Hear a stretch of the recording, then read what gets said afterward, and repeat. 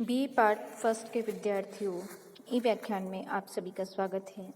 विद्यार्थियों, हम रसखान के पदों की व्याख्या कर रहे हैं। आपको इससे पूर्व के ई व्याख्यान में रसखान का सामान्य परिचय, उनकी भक्ति की प्रवृत्ति आदि के बारे में बताया है और प्रथम और द्वितीय दो पदों की दो सवैयों की व्याख्या भी करवाई गई है। आज हम सवैया के 3, 4 और 5 की हम व्याख्या करेंगे।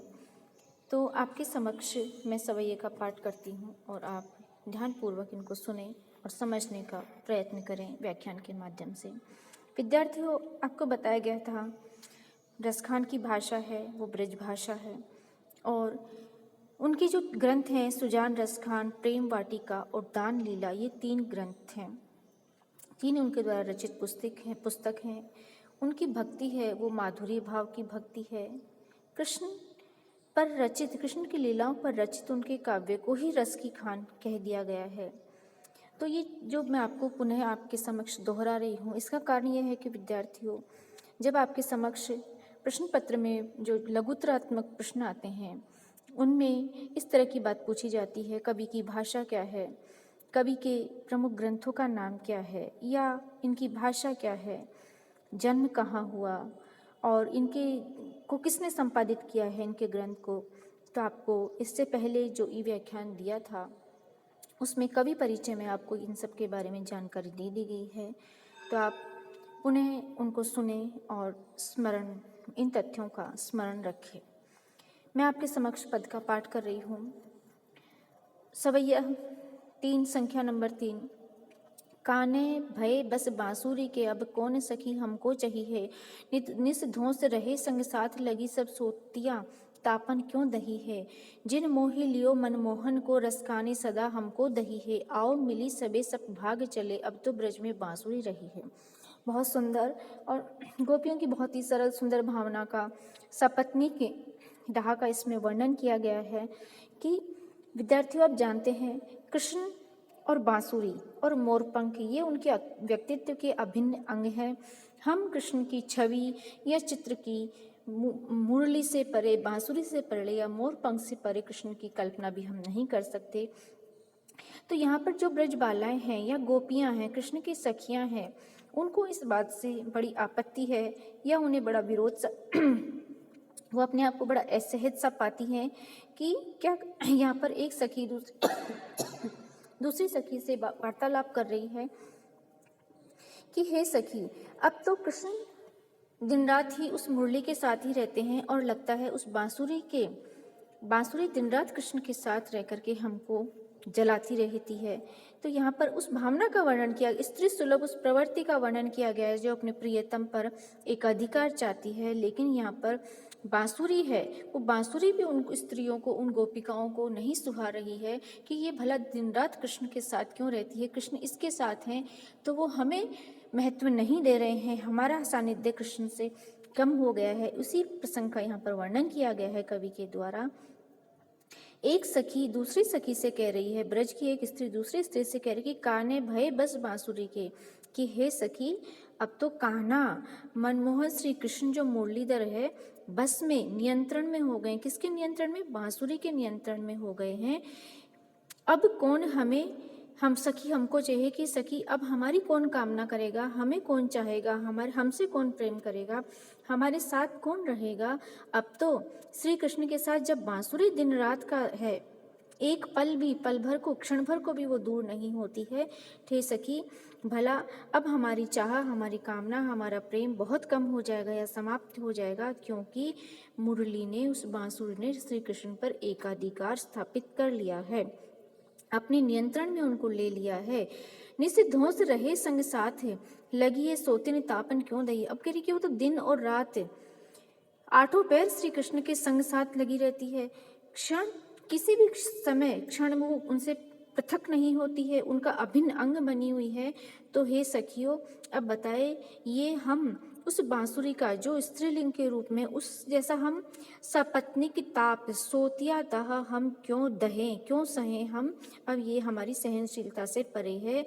हम ये ताप एक स्त्री हम सब के रहते हुए या मेरे रहते हुए श्री कृष्ण के साथ में ये बांसुरी भला क्यों रहे, ये ताप भला हम क्यों सहे, क्यों न हम इससे मुक्ति पाले, या तो हम स्वयं ही यहाँ से प्रस्थान कर जाएं या इस बांसुरी को ही श्री कृष्ण से पृथक कर दिया जाए। जिन मोहि लियो मनमोहन को, रसखानी सदा हमको दही है। बड़ी सुंदर पंक्ति है। यहाँ गोपी का भाव देखिए, कवि ने कितनी सुंदर पंक्ति की कि मोह लियो, जिन मोह लियो मनमोहन को। मन मोहन, मन को मोह लेने वाले, मन को बरबस अपनी ओर आकृष्ट करने लेने वाले कृष्ण है, जिनका विशेषण ही मन को मोहना है। उनको भी भला इस बांसुरी ने मोह लिया, अर्थात श्री कृष्ण ने हम सबका मन मोह लिया है, लेकिन श्री कृष्ण को किसने मोह लिया? इस बांसुरी ने मोह लिया है। कवि रसखान कह रहे हैं कि क्यों हमको सदा दही है, और फिर भला हमको क्यों सदा दाह देती है, क्यों हमको जलाती रहती है। ईर्ष्या, हम ईर्ष्या करने के लिए विवश हैं, हमको ये निरंतर जलाती रहती है। स्त्री सुलभ जलन का भाव यहाँ पर विद्यमान है कि गोपियाँ कह रही हैं कि हम हमारा साथ न दे करके श्री कृष्ण उस बांसुरी के साथ रह रहे हैं, और मानो ये बांसुरी हमें चिढ़ा रही है, खिजा रही है, हमें जला रही है कि देखो मैं श्री कृष्ण के साथ में दिन रात हूँ। इस अहम की भावना से परिपूर्ण है। तो यहाँ पर उस गोपिका को और कोई मार्ग नहीं मिलता, तो उसको एक सरल सा मार्ग सुझाई देता है कि क्यों न आओ मिली आओ सबे सखी भाग चले, अब तो ब्रज में बांसुरी रहेगी। हे सखी, अब हम क्या करें?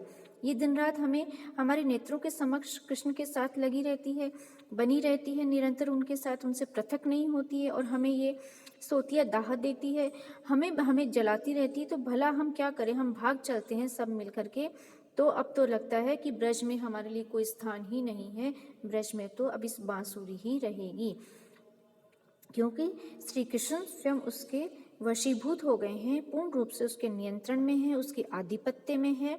तो हे सखियों, एक सीधा सरल सा उपाय कि हम यहाँ से भाग चले, यहाँ से पलायन कर जाएं। अब श्री कृष्ण का सानिध्य हमें प्राप्त नहीं हो सकता है। इसी भांति जो बांसुरी का श्री कृष्ण की गोपियों का जो डाह है, उसी से मिलता जुलता पद सूर के द्वारा भी वर्णन किया गया है कि बांसुरी दिन रात उनको वश में किए रहती है, और श्री कृष्ण उसको अपने अधरों पर ही रखते हैं, और अपने जो उसके कर पलोटन दबवाती, अपने पैरों को भी उनसे दबवाती रहती है। इस भांति का पद सूर के द्वारा भी वर्णित किया गया है। अगला पद प्रसंग है विद्यार्थी, आजू भई हुति भोरही रसखानी रहे, कहीं नंद के भो नहीं, बाको जियो जुग लाख करोड़, जसुमती को सुख जात कहो नहीं, तेल लगाई लगाई के अंजन भो बनाई, बनाई डटोनी, डाली हमेली निहार निहारत बारत, जो चुचकारे छोने। ऊपर का जो प्रसंग है वो श्रृंगार का वर्णन है, गोपियों का बांसुरी का प्रसंग इसमें वर्णन किया गया है।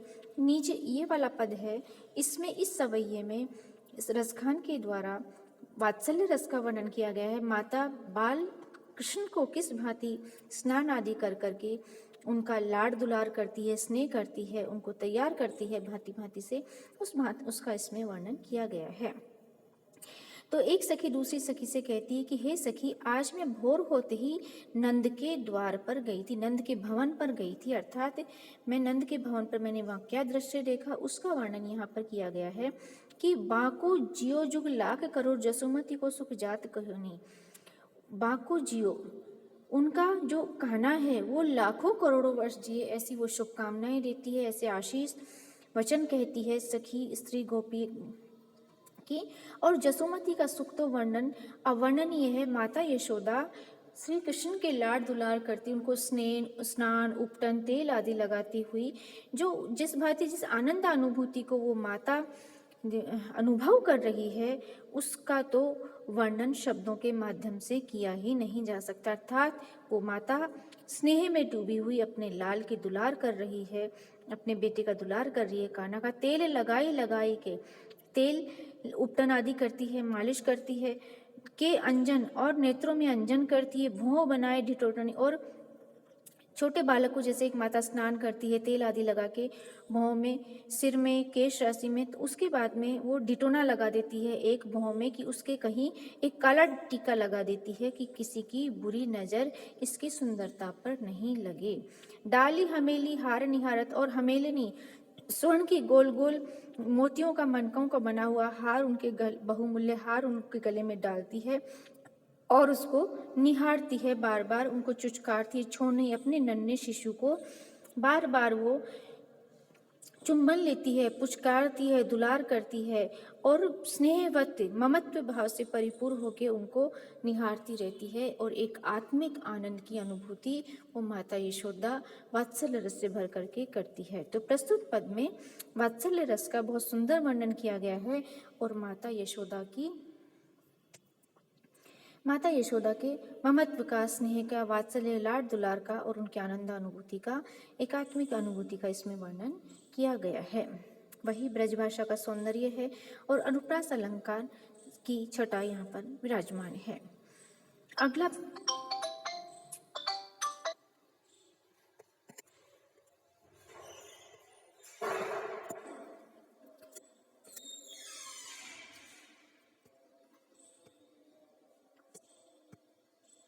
पद है विद्यार्थियों,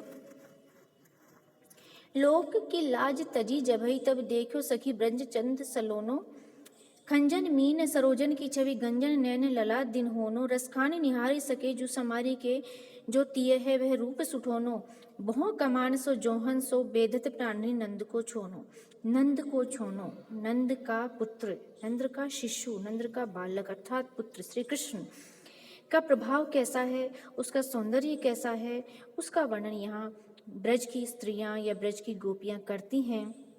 लोक की लाज तजी, यहाँ पर जो गोपियां श्री कृष्ण के उस बालक सौंदर्य के आकर्षण में मनमोहक जो उनकी रूप माधुरी है, रूप सौंदर्य है, उसकी ओर खिंच गई हैं, प्रेम की अनुभूति करती हैं, उनके सौंदर्य की ओर बरबस खिंची जाती हैं, सांसारिक और पारिवारिक लोक मर्यादाओं का जिन्होंने परित्याग कर दिया है, उसका यहाँ पर वर्णन किया गया है। कह रही कि हमने लोक की लाज का त्याग कर दिया है। कब से? जब से हे सखी ब्रज चंद्र सलोनो, ब्रज का चंद्रमा सलोना, सलोने लावण्य से परिपूर्ण जो श्री कृष्ण है, जब से हमने उसको देखा है तब से हम सांसारिक मर्यादाओं को हमने विस्मृत कर दिया है, सांसारिक मर्यादाओं का परिपालन करना हमने छोड़ दिया है और हम उसके प्रेम में पड़ गई हैं, उसके प्रेम में वशीभूत हो गई हैं। हम अब सांसारिक मर्यादाओं का ध्यान नहीं रखते क्योंकि प्रेम के साथ उन मर्यादाओं का पालन नहीं हो सकता। जब तक हमारा हृदय उसके वशीभूत हो गया और हम उसको देखने की कामना करती हैं, देखने चली जाती हैं, इस भांति हमारी मर्यादाएं टूट रही हैं। खंजन मीने सरोजन की छवि, अब उसका सलोना स्वरूप कैसा है, वो एक सखी एक गोपिका दूसरी गोपिका से वर्णन करती कि खंजन पक्षी की भांति तीक्ष्ण नेत्र हैं, खंजन मीन सरोजन की छवि, और सरोजन कमल के पुष्प की भांति उनकी सुंदर छवि है। गंजन नैन लला दिन होना, और उसके नैन हैं वो भी गंजन नैन से बने हुए हैं, दिन में भी ऐसे दिखाई देते हैं। रसखान निहारी सके जो समारी के होती है वह रूप सुठोनो, रसखान कह रहे हैं यदि निहार सकते हो और निहार करके जिस किसी ने अपने आप को नियंत्रण में रख लिया, संभाल लिया, अर्थात जिसने निहारा जो तटस्थ रह गया है वो मानो या तो कोई साधु सिद्ध है या फिर बिल्कुल ही हृदयहीन है, क्योंकि श्री कृष्ण के इस मनमोहक स्वरूप को जिसने निहार लिया है, जिस स्त्री ने, वो फिर उसे वो ऐसा उनको संभाल ही नहीं सकते। संभारी के जो तिये वे रूप सुठोनो, सुठोनो अति सुंदर मनमोहक उनका ऐसा रूप है। भोन कमान सो अब बेदत प्राणी नंद को छोनो, हे सखी वो जो नंद का छोना है, नंद का शिशु है, वो तो क्या है, उसकी भौहें कमान की भांति है और सीधे जैसे तीर को चलाया जाता है उस भांति उसके नेत्र हैं, वो हमें हमारे प्राणों को बेध रहे हैं, अर्थात हमारे प्राणों पर मारक प्रभाव डाल रहे हैं। हम उसको देख करके नहीं मतलब कोई अपने नियंत्रण में नहीं रह सकता है। ऐसा श्री कृष्ण का सौंदर्य का बरबट आकर्षण है, अद्भुत आकर्षण है, जिसका निवारण ही नहीं किया जा सकता है। अगला पद है विद्यार्थियों, धूल भरे अति शोभित श्याम जो जैसी तैसी बनी सिर सुंदर चोटी, खेलत खाल फिरे अंगना, पग पैंजनी बाजती पीरी कछोटी, वा छवि को रसखानी बिलोकत बारत, काम कला निज कोटी, काग के भाग बड़े सजनी, हरि हाथ सो ले गए माखन रोटी। अब यहाँ पर उस प्रसंग का वर्णन किया गया है कि जब बालक कृष्ण बाबा नंद के आंगन में घुटनों के बल चलते हैं, रोटी लिए घूमते रहते हैं और एक कौवा कहीं से आता है रोटी ले जाता है, तो यहाँ पर कह रही हैं कि उस कौवे के भाग भी बहुत बड़े हैं, वो कौवा भी बड़ा सौभाग्यशाली है जो श्री कृष्ण की जूठी की हुई या उनके हाथ के स्पर्श की हुई है माखन रोटी भी ले जाता है। तो यहाँ पर धूल भरे अति शोभित श्याम जू जैसी तैसी सिर सुंदर चोटी। धूल से बाबा नंद के आंगन में डोलता खेलता हुआ बालक कृष्ण है, वो कैसा है? धूल से भरा हुआ है, शरीर धूल से लिपटा हुआ है, लेकिन ऐसा धूल दूसरी जो श्याम का शरीर है वो भी अति सुंदर है, अति शोभित सुशोभित हो रहा है। और एक जैसी तैसी उनके बालों को एकत्रित करके एक सुंदर चोटी बनाई गई है। खेलत खाते फिरे और वो अपने बाबा नंद के आंगन में माता की दुलार से पूरित होकर के खेलते खालते बाल क्रीड़ाएं करते हुए अपने अंगना में यत्र तत्र सर्वत्र विचरण करते हैं, विभिन्न प्रकार की क्रीड़ाएं बाल लीलाएं करते हैं। पग में पैजनी और उनके पैर में पायल बंधी हुई है जो उनके घुटनों के चलने पे या ठुमक ठुमक के इधर उधर चलने पे बजती है। एक सुंदर घुंघरों की ध्वनियाँ सुनाई, कर्ण मधुर ध्वनि सुनाई देती है। पीरी कछोटी और पीली कछनी धारण उन्होंने कर रखी है। वाह छवि को रसखानी बिलोकत बार बार काम कला निज कोटि। रसखान कवि कह रहे हैं कि श्री कृष्ण की ऐसी धूल दूषित पैरों में पैंजनी और खाते खिलते एक बालक जो आंगन में घूम रहा है, उस अद्भुत सुंदर मनमोहक छवि को विलोकत बार बार यदि देखते हैं तो काम कला निज कोटि, काम देव की जो करोड़ों कलाएं हैं वो भी फीकी पड़ जाती हैं उसके समक्ष में। अर्थात उस धूल दूषित बालक का सौंदर्य भी अद्भुत है, अतुलनीय है, अनुपम है, और कामदेव की कलाएं हैं वो भी उसके समक्ष हीन है, तुच्छ हैं। काग के भाग बड़े सजनी हे सखी हरि, अर्थात उस प्रभु श्री कृष्ण बालक श्री कृष्ण के जो विष्णु का अवतार है साक्षात, उनके हाथ से माखन रोटी छीन करके ले जाता है तो वो कौवा भी बड़भागी है, सौभाग्यशाली है, बड़ा किस्मत का धनी है। ऐसा क्योंकि श्री कृष्ण तो स्वयं ईश्वर का रूप है, विष्णु का अवतार है, साक्षात ईश्वर है, परमात्मा है, भगवान है। तो ऐसे से वो मनुष्य रूप में जब मनुष्य का रूप धारण के जब वो बालक रूप में आए हैं और उनके हाथ से वो कौवा रोटी ले गया है तो कौवे का भी बड़ा भाग है, भला हमारा भाग्य ऐसा कहाँ है। तो इस तरह से इन सवैयों में बालक कृष्ण की सुंदर वर्णन किया गया है। वात्सल्य का रस है, श्री कृष्ण के मनमोहक सुंदर रूप का वर्णन है। सूर ने भी ऐसे धूल दूषित बालक का वर्णन किया गया है। उनके पद भी इसी प्रकार के प्राप्त होते हैं। धन्यवाद।